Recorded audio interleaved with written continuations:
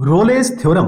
अब ये थ्योरम होता क्या है? बेसिकली हम देखना चाहेंगे कि इसका उपयोग क्या है, इसका कॉन्सेप्ट क्या है। थ्योरम आप आराम से समझ लेंगे, ये थ्योरम आपके सामने है और आप इसके प्रॉब्लम्स भी कर लेंगे। लेकिन ये है क्या? इन्होंने, रोलेस साहब इनका नाम है एक्चुअली, इन्होंने ऐसा क्या देखा, ऐसा क्या समझा जिसका थ्योरम बन गया। मैं आपको इस तरीके से समझाता हूं कि आपकी जिंदगी या आपकी मोहब्बत ये एक स्ट्रेट लाइन है। आपके पास एक माशुका है, यानी एक गर्लफ्रेंड है, और आपने इनसे मोहब्बत की, बहुत अच्छी मोहब्बत चल रही है, यहां तक आप आ गए। लेकिन उसके बाद क्या हुआ कि आपकी मोहब्बत आपसे दूर हो गई, या इनको कोई और पसंद आ गया, किसी और से मोहब्बत हो गई। इसका मतलब ये कहीं और चली गई। यानी अगर आप यहां इस पॉइंट से शुरू करें तो ये यहां से शुरू होकर वो कहीं और चली गई ऐसे, ठीक है। उसके बाद हो सकता है कि वो आपके पास कभी ना आए, लेकिन ये भी हो सकता है कि वो आपके पास दोबारा आए।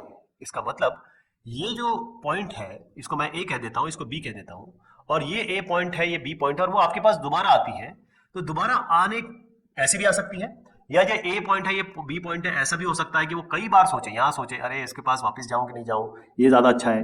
फिर वो बोले छोड़ो यार, वो पुरानी बात हो गई। फिर हम आगे आए, फिर उन्होंने सोचा नहीं यार, ये जो लड़का है ना, ये जो नया लड़का है, ये बड़ा परेशान करता है, पिछले वाला बहुत मोहब्बत करता है। फिर वो वापस उन्होंने कहा कि ना छोड़ो, फिर उन्होंने किसी और के साथ दोस्ती की। ऐसे करते करते आखिर में वो आपके पास आए। तो रोले थ्योरम ये कहते हैं, या फिर ये थ्योरम ये कहता है कि जब आपकी मौशूका वापस आएगी तो कम से कम एक बार उसने जरूर सोचा होगा, कम से कम एक बार जरूर सोचा होगा आपके पास वापस आने का। तो अगर आपकी मोहब्बत ये स्ट्रेट लाइन है और इस पॉइंट पे जहां पर उन्होंने सोचा कि आपके पास दोबारा आना है, तो वहां पर अगर मैं एक स्ट्रेट लाइन बना दूं या फिर एक टेंजेंट बना दूं, तो आपकी मोहब्बत की लाइन ये है ना, ये भी तो ये वही लाइन है। तो यही मोहब्बत की लाइन आपकी सेम, या प्यार की लाइन सेम चल। इसी का प्रैक्टिकल यूज, इसी का मैथमेटिकल इंटरप्रिटेशन रोलेस थ्योरम में किया गया है। अब आपको मैथमेटिकली समझाता हूं मैं, अब आप थोड़ा कॉन्सेप्ट तो समझ गए होंगे।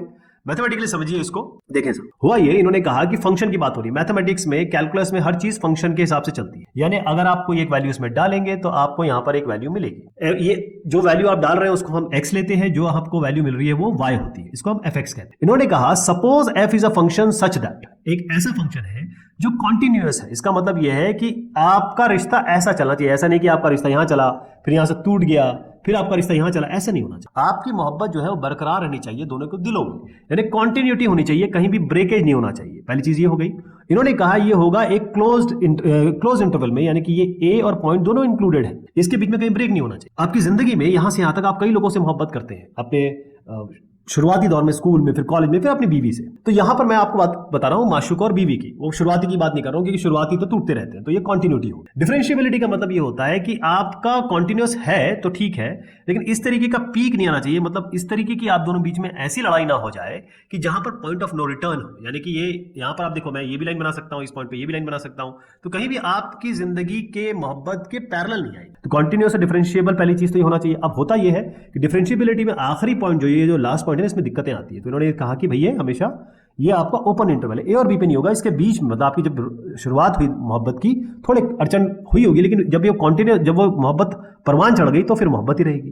तो ये आपका, ये तो क्लोज्ड है, ये आपका क्लोज्ड है, लेकिन इसको ओपन कर दिया। तो इन्होंने कहा कि जब यहां पर हम एक ए पॉइंट ले जहां से शुरुआत होती है, हमने कहा ये मेरी एक ए पॉइंट, ये मेरा एक बी पॉइंट है, तो इसको हमने ए कहा, इसको बी कहा। अब होता यह है कि ए से हम निकले और जाते जाते कितने भी हमने टर्न लिए, यहां गए वहां गए वहां गए, लेकिन कंटिन्यूटी डिफरेंशिएबिलिटी बरकरार रही, वो कहीं भी चेंज नहीं। यहां से जाते जाते जाते जाते आप वापस यहां पर आ गए, यानी कि इसी लाइन पे आ गए जो आपकी मोहब्बत की लाइन है। तो यहां पर इस पॉइंट पे ये ए है, ये बी है। जब ये लाइन आ गई तो उसके आगे क्या हुआ कि यहां पर आपको कोई ना कोई एक पॉइंट मिलेगा, कम से कम। इन्होंने कहा एक से ज्यादा तो मिल ही सकते हैं, लेकिन कम से कम एक, एटलीस्ट एक पॉइंट जरूर होगा जिसको आप सी कह दीजिए, ए और बी के बीच में सी आ रहा है। कम से कम ऐसा पॉइंट होगा जहां पर अगर आप एक लाइन ड्रॉ करें तो ये आपके मोहब्बत की लाइन के पैरेलल होगा। इसका मतलब ये है कि अगर आप ये एफ एक्स लें, इसका डिफरेंशिएशन करें। डिफरेंशिएशन का मतलब क्या होता है? डिफरेंशिएशन का मतलब होता है रेट ऑफ चेंज। डिफरेंशिएशन का मतलब होता है एम। डिफरेंशिएशन का मतलब होता है tan theta.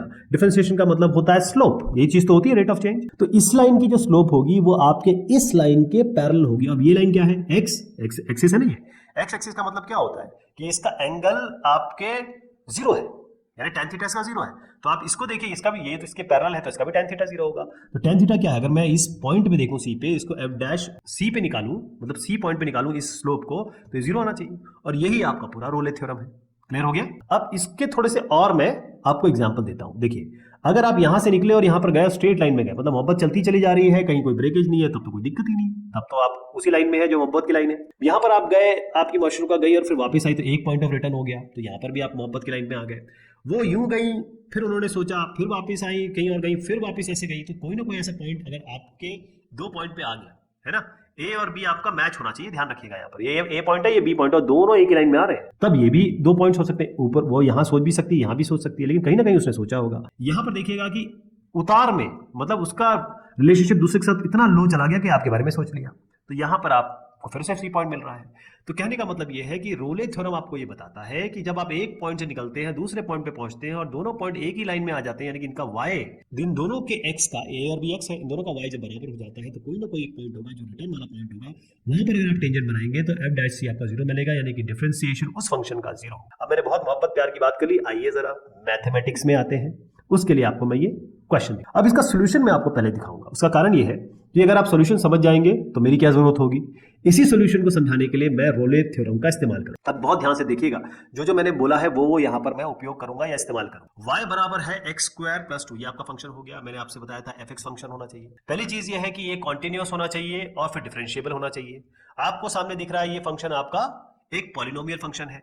Polynomial function continuous भी होता है, डिफरेंशिएबल भी होता है, यानी कि आपका कोई ब्रेक भी नहीं होगा और कोई ऐसा पीक भी नहीं आएगी, है ना। तो अब ये सारी चीजें रोले थ्योरम की प्रूव हो गई, या फिर या आपने देख लिया कॉन्टिन्यूअस भी है, डिफरेंशिएबल भी है। अब हम चेक करते हैं कि एफ ए और एफ बी बराबर है कि नहीं, यानी पहला पॉइंट और दूसरे पॉइंट पे इसकी वैल्यू बराबर आ रही है कि नहीं आ रही है। इन्होंने कहा a -2 है, तो यहाँ पर आप -2 डाल दीजिए। इन्होंने कहा b2 है, तो आप यहाँ पर -2 की जगह 2 डाल दीजिए। यहाँ पर फंक्शन क्या है आपका x स्क्वायर प्लस 2, यानी कि ये आपका जो फंक्शन है f -2 डालेंगे तो x की जगह -2 डालना पड़ेगा, तो -2 स्क्वायर प्लस 2।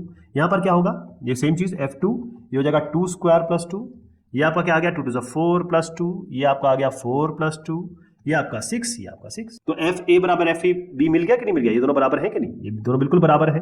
तो जब ये दोनों बराबर आ गए, कॉन्टिन्यूस भी है, डिफरेंशिएबल भी है, इसका मतलब आपके पास एफ डैश सी बराबर 0 होना चाहिए। तो इस फंक्शन को लीजिए, ये y है, ये आपका एफ एक्स है, इसका एफ डैश एक्स निकाल लेते हैं। एफ डैश एक्स क्या होगा, इस फंक्शन का डिफरेंशिएशन।